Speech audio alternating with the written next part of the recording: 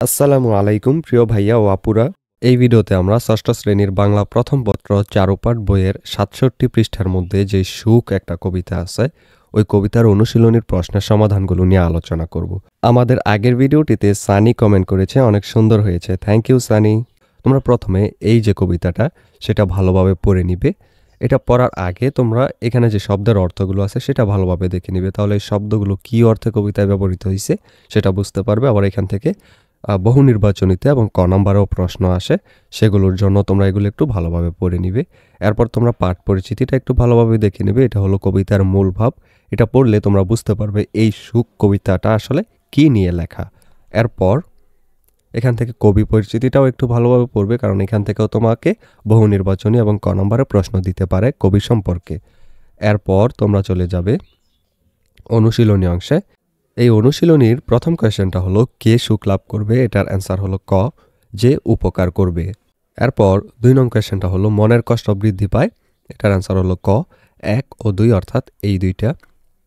এরপর ৩ নং কোয়েশ্চেনটা হলো এই উদ্দীপক অনুযায়ী তোমরা উদ্দীপকটা পড়ে নিবে ভালোভাবে।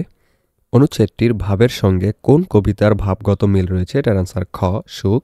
৪ নম্বর কোয়েশ্চেন উদ্দীপকের ভাবের ইঙ্গিতবাহী চরণ হচ্ছে ঘ, ২ ও ৩ অর্থাৎ এই দুইটা। এরপর সৃজনশীল প্রশ্নের মধ্যে দেখো এখানে দুইটা প্রশ্ন আছে।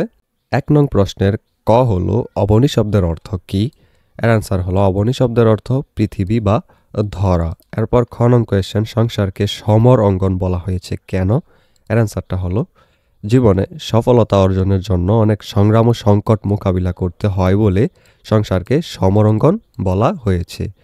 সব মানুষই জীবনে সুখী হতে চায়, কিন্তু সুখ সহজে ধরা দেয় না।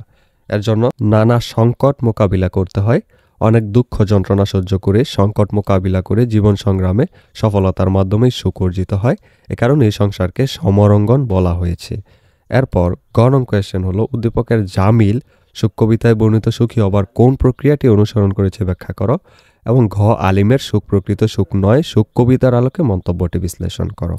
এই দুইটার অ্যান্সার আমরা দিয়ে দিচ্ছি এখানে, তোমরা একটু দেখে নাও ভিডিওটা পজ করে করে, না হলে ভিডিওটা অনেক বড় হয়ে যাবে, তাই আমরা এটা পড়ছি না, তোমরা এখান থেকে দেখে নাও।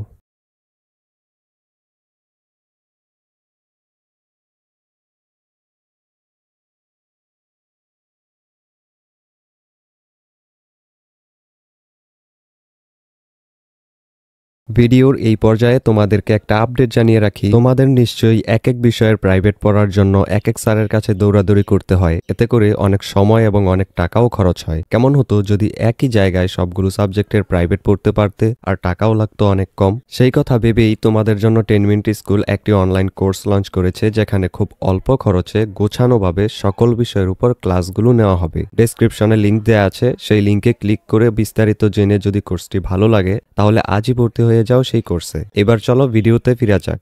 এবার চলো আমরা ২ নং প্রশ্নেরগুলো দেখে নেই। ২ এর ক হলো সংসারকে কবি কি বলেছেন, এর অ্যান্সারটা হবে সংসারকে কবি সমরঙ্গন বলেছেন। এরপর খ হলো তার মতো সুখ কোথাও কি আছে, কবি এ চরণে কোন সুখের কথা বুঝিয়েছেন, এটা হবে আলোচ্য চরণে কবি অন্যের মঙ্গল করে প্রকৃত সুখ লাভের কথা বলেছেন। জগতে যারা কেবল নিজের সুখ খোঁজেন তারা জীবনে দুঃখ যন্ত্রণা দেখে ভাবেন মানুষের জীবন নিরর্থক। মূলত এ ধারণা ভুল। জীবনের উদ্দেশ্য ও তাৎপর্য আরও বিস্তৃত, অনেক মহৎ। অন্যের কল্যাণে নিজেকে বিলিয়ে দিয়ে নানা দুঃখ যন্ত্রণা সয়ে সংকট মোকাবিলা করে জীবন সংগ্রামে সফলতার মাধ্যমেই প্রকৃত সুখ অর্জিত হয়।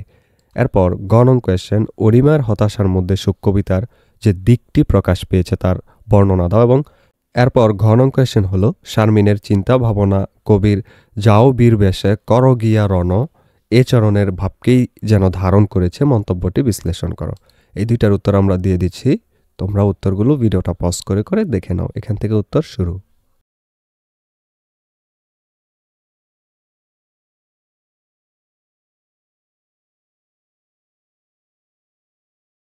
এই ভিডিওটি এই পর্যন্তই। পরবর্তী ভিডিওতে আমরা এর পরের যে অধ্যায়টি আছে মানুষ জাতি, এটার প্রশ্নগুলোর উত্তর নিয়ে আলোচনা করব। সেটা পেতে হলে অবশ্যই চ্যানেলটিকে সাবস্ক্রাইব করে দিও।